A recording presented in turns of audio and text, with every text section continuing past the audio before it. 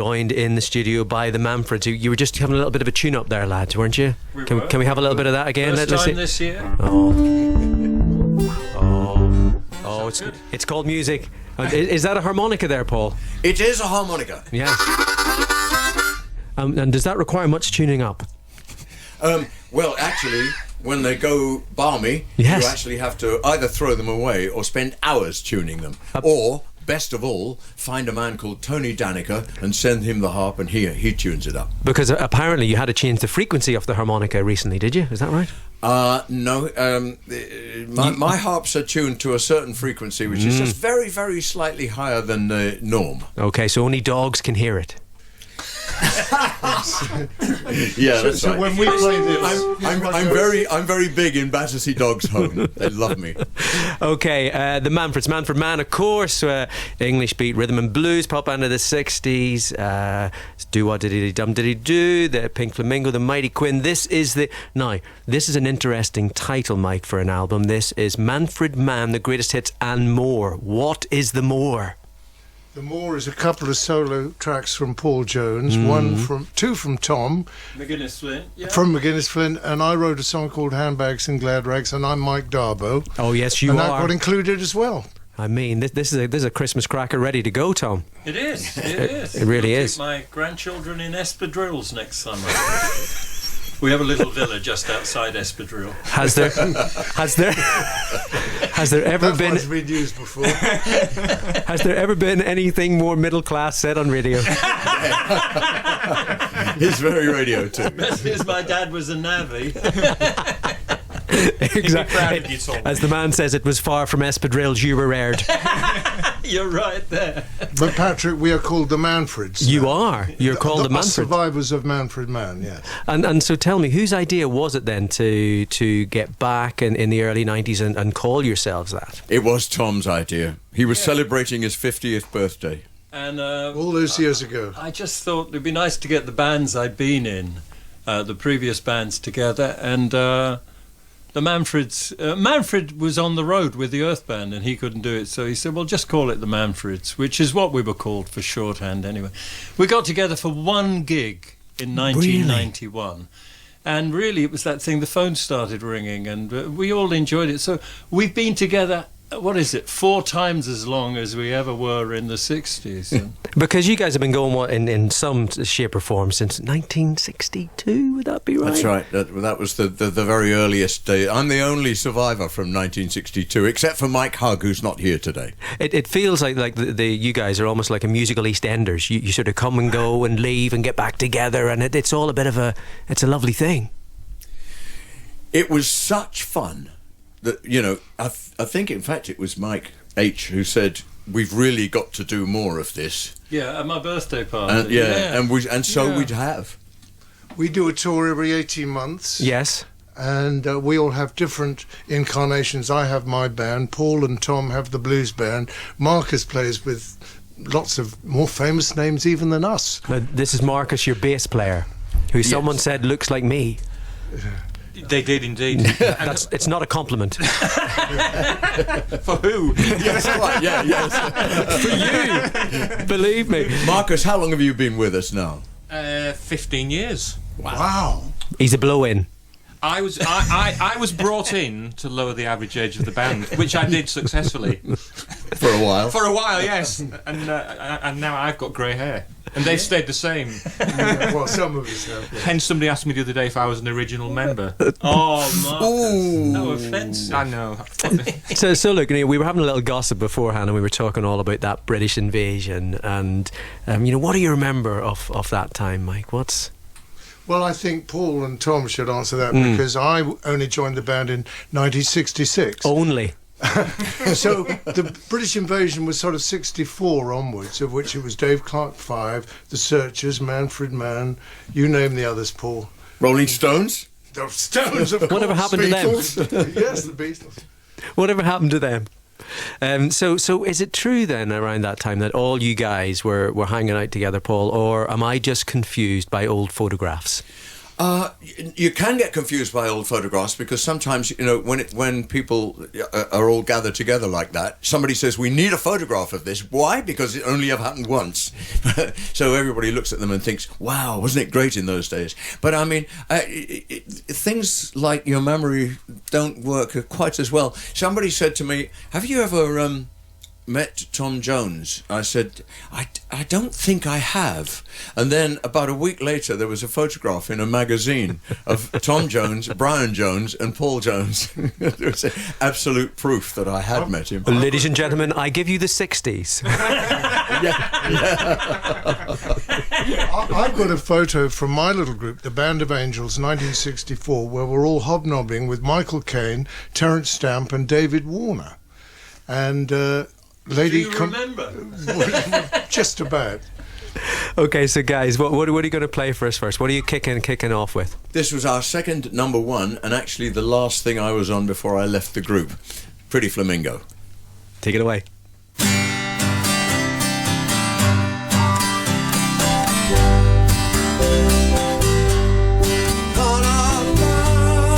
All of the guys call her Flamingo, 'cause her hair glows like the sun, and her eyes can light the skies.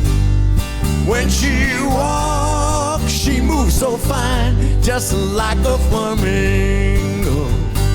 Crimson dress that clings so tight, she's out of reach, she's out of sight.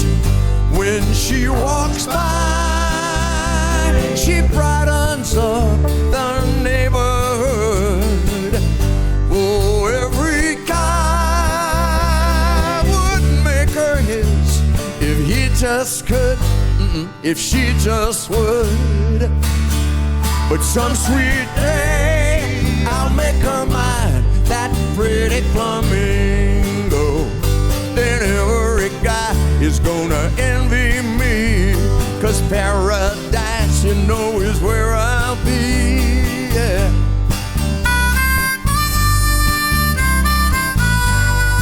Pretty flamingo.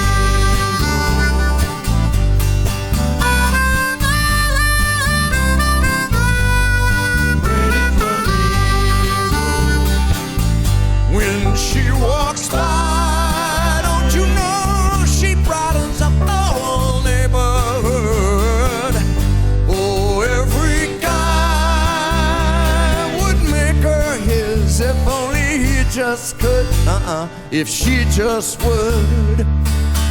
But some sweet day I'll make her mine, that pretty flamingo. And every one of you guys is bound to envy me, because paradise is a place I'm gonna be, yeah.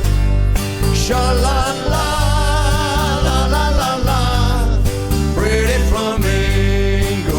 Someday I'll make her mine. Sha-la-la, la-la-la-la, pretty flamingo.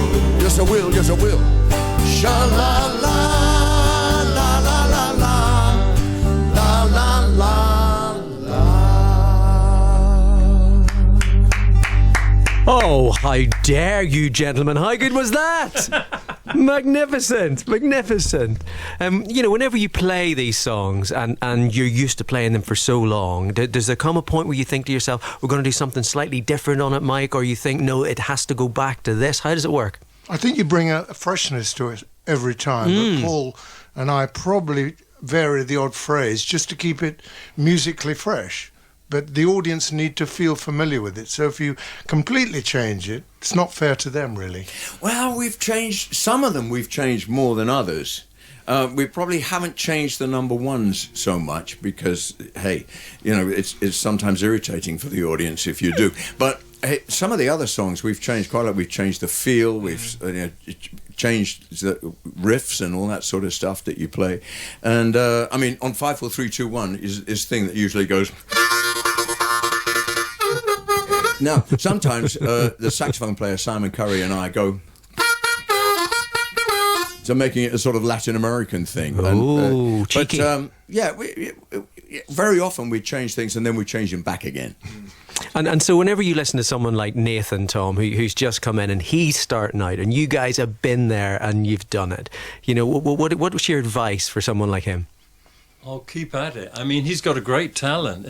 We were knocked out. We were listening to him while he was performing on here. What a voice. I think he needs a harmonica. That's what I think. I think he needs a Darbo song. Yeah, a Darbo song. Paul Jones harmonica. Actually, what he needs is a degree in business studies. That's what he needs. Well, when you think about all of this, and you know, you guys have had number ones in success in the States, and then you look at someone like Adele this week and the amount of success that she's been having, you know, in terms of the reward and how things have changed, how has things changed over that period of time in terms of... The big difference is you don't sell records these days anymore. I think Do Or Diddy was selling 80,000 records a day at one point. Yeah. Wow. Now you're lucky if you get to number one on 10,000 records. Unless you're Adele. Yeah. Honestly, the big difference, Patrick, is that the artists tend to hang on to more of the money these days than we ever did in the 60s. I mean, we were getting I think it was 1 cent in every dollar when Do Or Diddy was number one in America. No way. And our manager took, you know, a quarter of that, and then we divided that 3/4 of a cent between the five of us. So hang on. So the manager didn't take a quarter of the dollar. He actually took a quarter of the cent that you got. Yeah.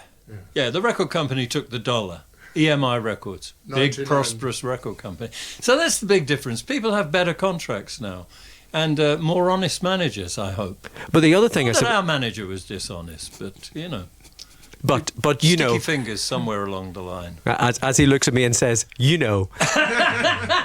No, I mean it. No, but what you find though is, I think that music has almost gone back, Paul, because people aren't selling as much. You actually have to be able to do it live. So for you guys who, you know, are a live outfit, that must be a bonus.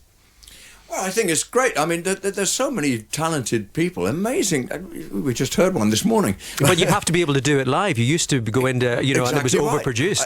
overproduced. I suppose in a way that's really, really good because there was a long period of time. But on the other hand, it's still here, that long period of time, when people can, you know, make a record in their bedroom and they don't have to do it live. You can just, you know, sell zillions of downloads, not copies of the CD, but downloads, and you know that's great. That's lovely. The business is always changing, partly because the technology changes and that drives it, and partly because you know the whole of society changes. But that's not so good. But Yeah, and music reflects the change in society. The songs that we were recording and writing in the 60s were expressions of the time. Now it's a different type of expression, except I must say that a good song written in a classical format, I think, is still rewarded. I hope so, anyway. absolutely. Yeah. So when are we going to see you live? If people want to come and catch you guys doing some live stuff? Well, actually, the Manfreds are not on the road until next March. Ooh, teasing them. You're teasing them. Yeah, well, no, we're just leaving. We're staying at home while they buy the album, and Manfred Mann, the greatest hits and more right now. that one, yes, and then March we'll be out on the road, and April, and then we'll be back on the road big time for next fall. September, October, November, which is under the banner Maximum Rhythm and Blues. You see, you can tell a band that's slightly older, they plan in advance. Right? That wouldn't have happened in the 60s. Where are you next week? I've no idea. We're out next September. It's all planned. We've got a pot of tea and we're ready But to go. everyone's busy at the moment doing lots of individual things. Paul's on his weekly radio show. The Blues Band are out. Actually, it's a known fact. If the Manfreds aren't on the road, the Blues Band are. We got three people in this, you know, same people in both groups. Well, that's what you have to do when you're only getting a cent on the dollar. So, look, what's the second tune for us today? Well, it's a Bob Dylan song that was the other number one, well, the only number one that I was associated with. With Paul, they had Do Or Diddy as well. So you're one up on me, Paul, on the number ones. Only so far. Yeah. So, Very true. And I'm going to count it in. 2, 3, 4.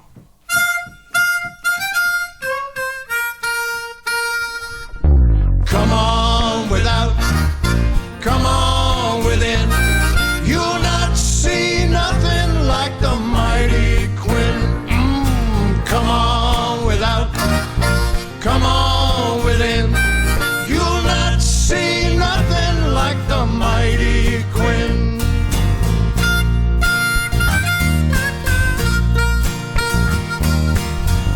Everybody is building ships and boats. Some are building monuments while the others are jotting down notes.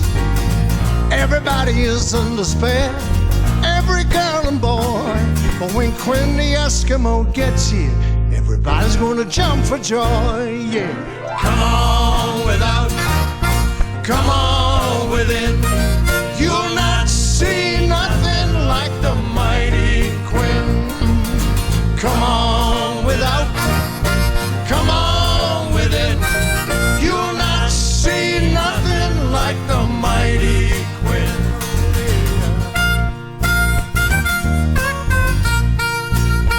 Well, I like to go just like the rest. I like my sugar sweet, but jumping queues and making haste, man, that ain't my cut of meat. Everybody's beneath the tree, feeding pigeons on the limb. But when Quinn the Eskimo gets here, all the pigeons gonna run to him, yeah. Come on without, come on within. You'll not see nothing like the Mighty Quinn. Come on without, come on within. You'll not see nothing like the Mighty Quinn. So let me do what I wanna do. I can't decide them all. Just tell me where to put them, and I'll tell you who to call.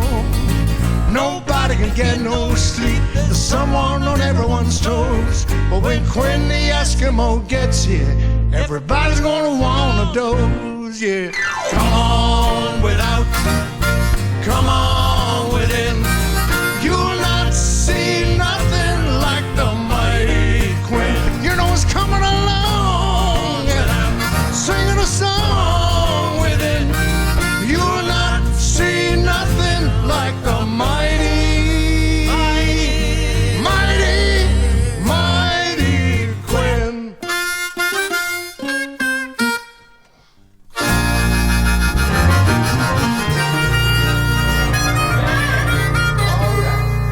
Lock the doors, lock the doors. Tell Elaine Page we don't need her. We don't need her. We're staying. Come on, we're having a jam session.